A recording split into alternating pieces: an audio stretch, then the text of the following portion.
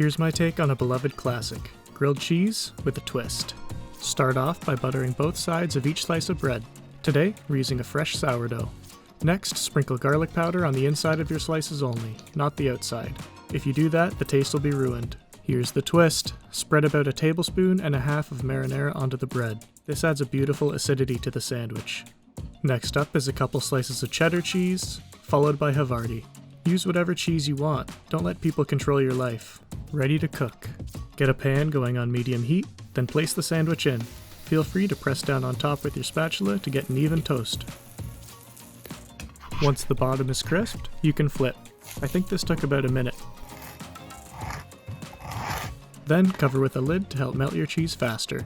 Repeat this process until your bread is nice and toasty and your cheese is nice and melty. Then remove it. I'll show you how to get a satisfying cheese pull here. Just cut the sandwich and push the sides back together again and wait.